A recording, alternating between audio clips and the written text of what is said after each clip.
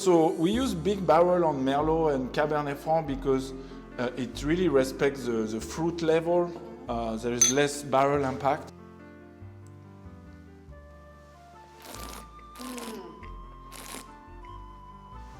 Oh yeah. And so in few months, we probably bottle that before September or like during the summertime.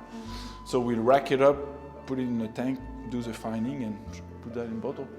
Don't even do filtration anymore. I mean, on some wine we do, but I'm really trying to get away from all of those different things and just having the wine as it comes from the vineyard.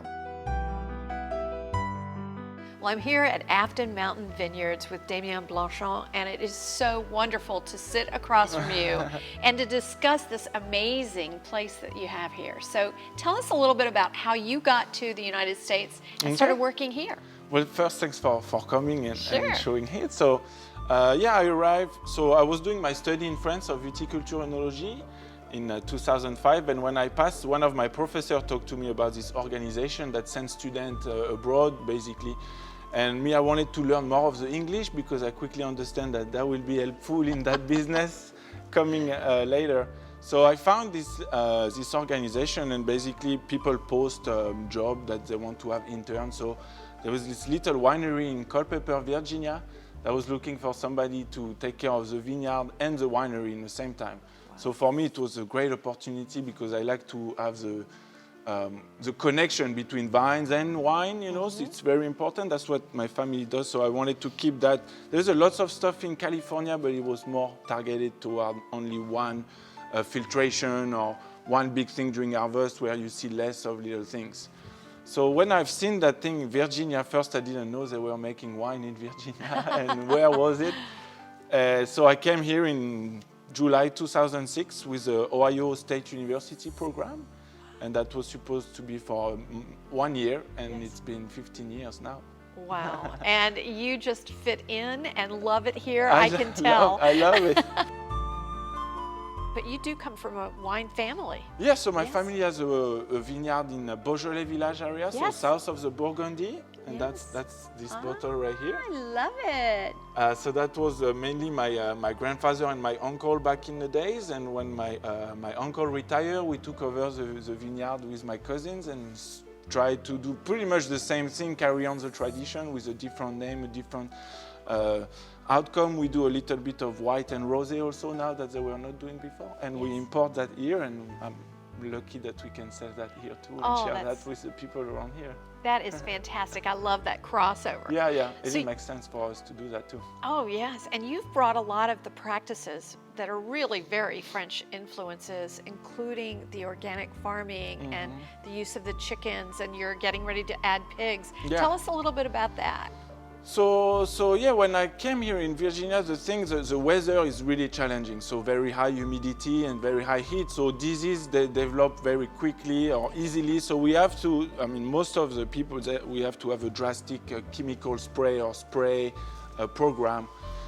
Me, I've never really been too crazy about spraying chemicals in the vineyard. So yeah, I tried to develop some technique that few other people use here, but it was a little bit different. Is bringing teas, herbal teas, for example, like we use horsetail grass, we use needle leaf at the beginning of the season. So needle leaf, for example, I have those big 100-gallon tank, and I put a certain amount of needle leaf that I calculate per acre, and do a big tea, basically, brew that and extract what we need from the needle leaves. The needle leaves, they have a very good iron and calcium in there. Yes. So when you spray that on the vine, you actually develop the strength and immune system instead of fighting or targeting the disease by itself. So you help the vines to really get more resistant to all the disease that can come in.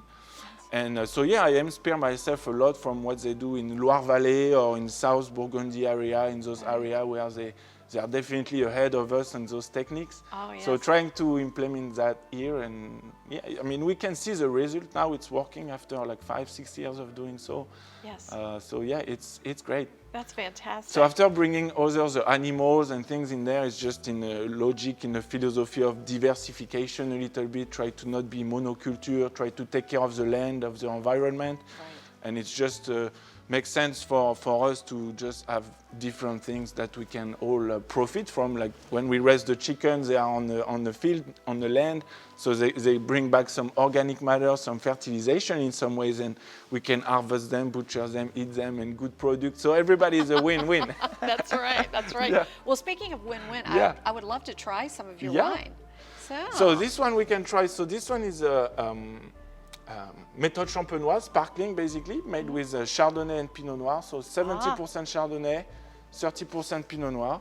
And we do méthode ancestrale, méthode traditionnelle. So we harvest the fruit, do the wine base with Chardonnay and Pinot Noir, and do second fermentation in the bottle.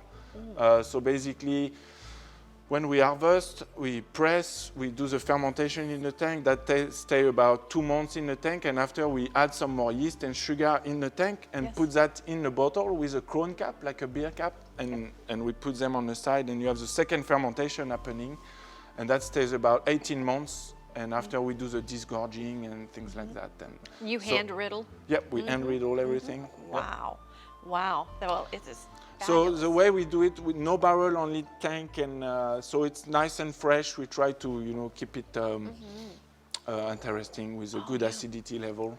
Yes, so it has low sugar. No, I this really is like dry, basically. So Yes. after, even during the dosage, we are in a brut. That's a Yes. category of brut. So I love basically, it. it's dry. Yeah, I love yeah, Yeah. Cheers. Yum. This is so good.